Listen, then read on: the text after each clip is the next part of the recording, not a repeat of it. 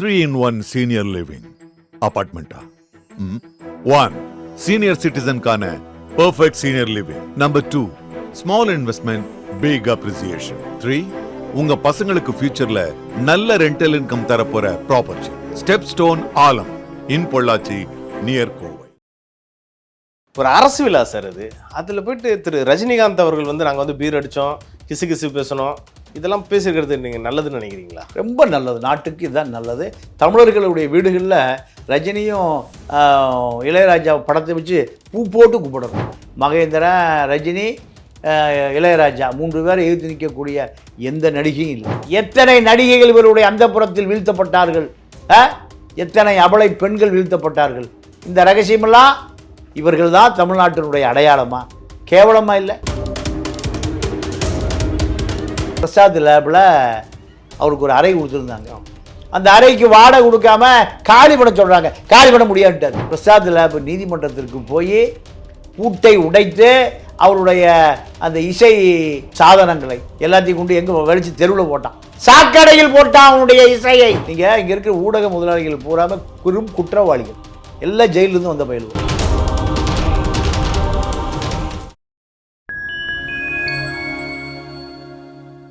Fine time cine நேயர்களுக்கு வணக்கம். இன்று நம்மோடு இணைந்திருப்பவர் திரு தமிழா பாண்டியன் அவர்கள். வாருங்கள், அவரிடம் சினிமா சார்ந்த பல்வேறு கேள்விகளை முன்வைக்கலாம். வணக்கம் சார். வணக்கம் சார். இப்போ இளையராஜாவுக்கு ஒரு பாராட்டு விழா நடத்தியிருந்தாங்க, பார்த்துருப்பீங்க. அதில் ஒரு அரசு விழா சார் அது. அதில் போயிட்டு திரு ரஜினிகாந்த் அவர்கள் நாங்கள் பீர் அடித்தோம், கிசு கிசு பேசணும், இதெல்லாம் பேசிக்கிறது நீங்கள் நல்லதுன்னு நினைக்கிறீங்களா? ரொம்ப நல்லது, நாட்டுக்கு இதுதான் நல்லது. தமிழர்களுடைய வீடுகளில் ரஜினியும் இளையராஜா படத்தை வச்சு பூ போட்டு கும்பிடணும். இதுதான் தமிழ்நாட்டினுடைய லட்சணம். காரி துப்புறான். எங்கே? டெல்லியில் இருக்கக்கூடியவர்கள் தமிழர்களை காரி உமிழ்ந்து துப்புகிறான். விஜய் உடைய அந்த பொதுக்கூட்டத்தில் பெண் நிருபர்கள் மானபங்கப்படுத்தப்பட்டார்கள்.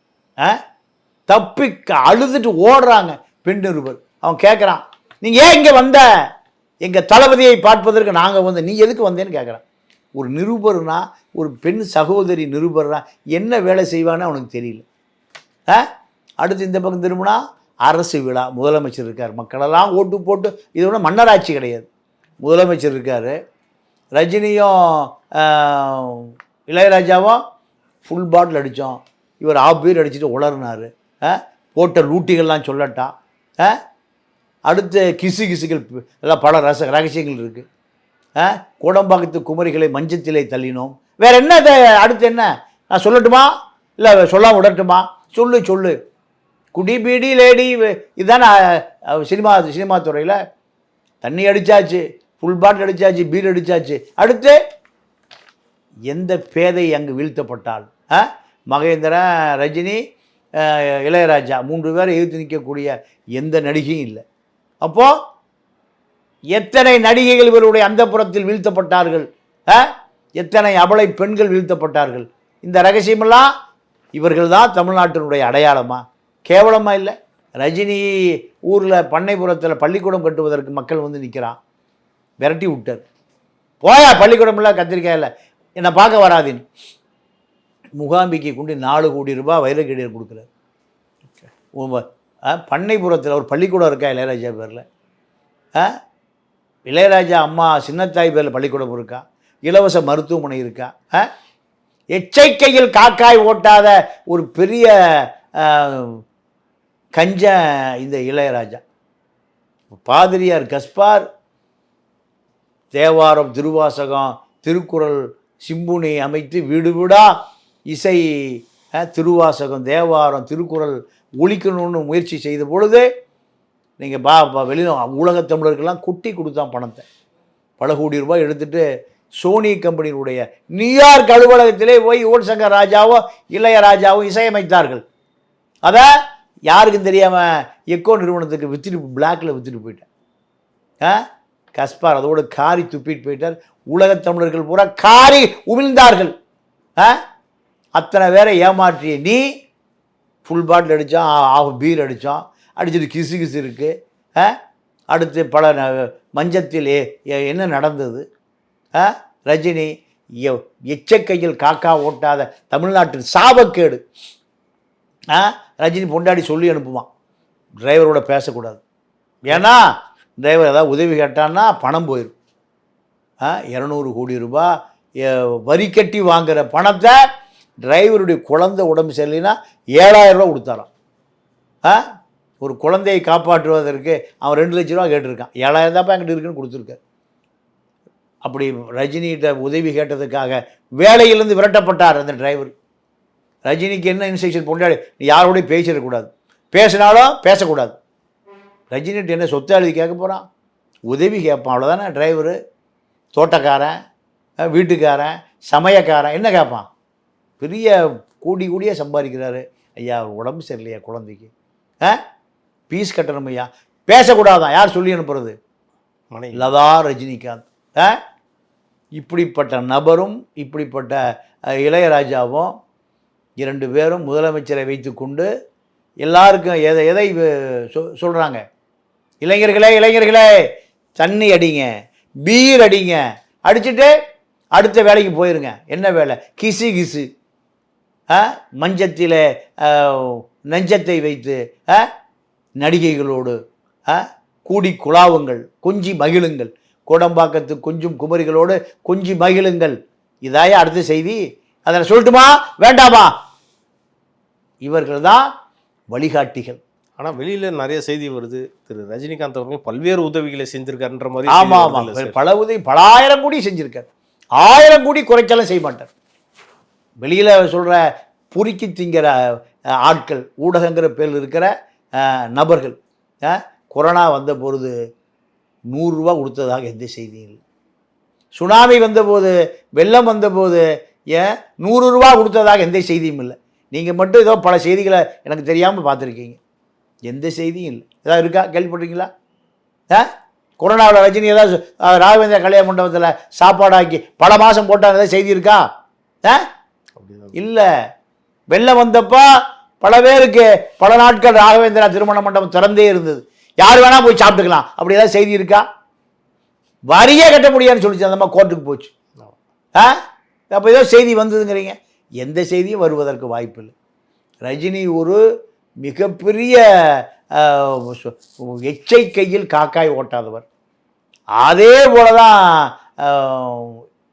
இளையராஜா ஒரு மோசடி பேர்வழி, ஏமாற்று பேர்வழி. அவருக்கு இசை அமைப்பதற்கு பிரசாத் லேபில் அவருக்கு ஒரு அறை கொடுத்துருந்தாங்க. அந்த அறைக்கு வாடகை கொடுக்காம காலி பண்ண சொல்கிறாங்க, காலி பண்ண முடியாதுட்டார். பிரசாத் லேப் நீதிமன்றத்திற்கு போய் பூட்டை உடைத்து அவருடைய அந்த இசை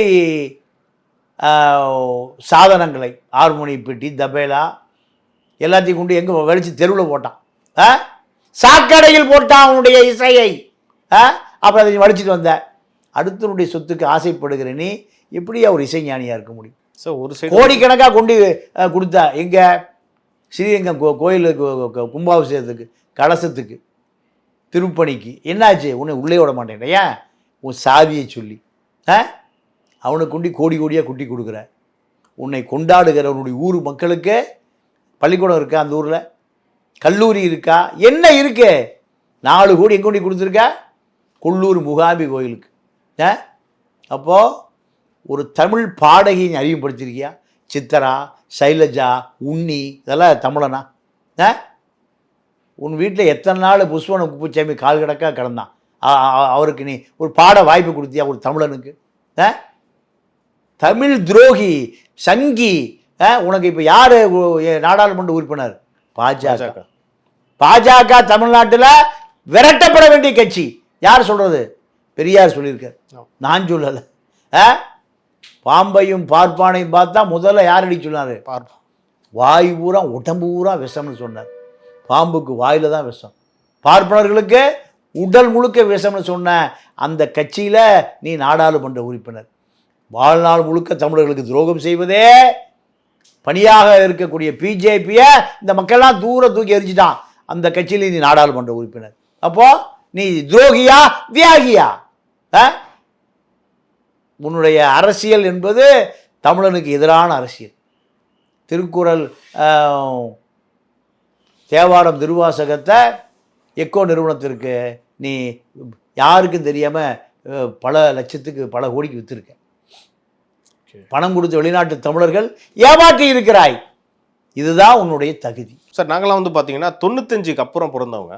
அதுக்கு முன்னாடி திரு இளையராஜா மீது இதே மாதிரி ஏதாவது சர்ச்சைகள்லாம் இருந்திருக்கா சார்? நீங்கள் இங்கே இருக்கிற ஊடக முதலாளிகள் பூராமல் குற்றவாளிகள் எல்லாம் ஜெயிலிருந்து வந்த பயிலுவோம். பச்சைமுத்தாகட்டும், கலாநிதி மாறன் ஆகட்டும், இப்போ வின் டிவி தேவநாதன் ஆகட்டும், அவ்வளோ பேரும் எல்லாம் சிறையிலிருந்து வந்த நபர்கள். இவர்கள் வைக்கிறதா சட்டம், செய்தியை வெளிவரதில்லை. சமூக வலைதளம் யாரும் கட்டுப்படுத்த முடியாது. சமூக வலைதளம் யாரையும் ஃபைன் டைம் மீடியா யார் கட்டுப்படுத்த முடியும்? உண்மைகளை சொல்வதற்காக உருவாக்கப்பட்ட சமூக வலைதளம். அதே போல தான் அன்னைக்கு சன் டிவி மீறி யார் பேச முடியாது, வின் டிவி மீறி யார் பேச முடியாது, கலைஞர் டிவி மீறி லஞ்சப்பணத்தில் உருவாக்கப்பட்டதா கலைஞர் டிவி. புதிய தலைமுறை பச்சைமுத்தி ஜெயிலில் இருந்தாரா இல்லையா? சிறையில் இருந்த குற்றவாளிகள் தான் மீடியா. அப்போ எப்படி ரஜினியை பற்றி பேசுவான், இளையராஜா பற்றி பேசுவான்? ஒரு 4-5 ஆண்டுகளில் தான் சமூக வலைதளங்களுடைய ஆதிக்கம் பெருசாக இருக்குது. அதனால் அதனுடைய விளைவு தான் நிறைய செய்தி மக்களிடம் போய் சேருது. இவர்களுடைய வண்டவாளங்கள் பூரா தண்டவாளத்தில் ஏற்றப்படுகிறது. அங்கே நடந்த நிகழ்ச்சியை யார் பார்த்தா? சமூக எடுத்து போட்டால் 1 கோடி பேர் பார்க்குறான். இப்படித்தான் இந்த ரஜினியுடைய யோகிதை, இளையராஜாவுடைய யோகிதைகள் பூரா தெருவுக்கு வந்தது இப்படித்தான். சார் நம்ம நடப்பு அரசியல் குறித்து நம்ம நிறையா டிஸ்கஸ் பண்ணோம் சார். இது குறித்து அடுத்தடுத்த நிகழ்ச்சிகளில் பல்வேறு டாபிக் பற்றி நம்ம நிறைய பேசலாம் சார். நன்றி சார். நன்றி, வணக்கம்.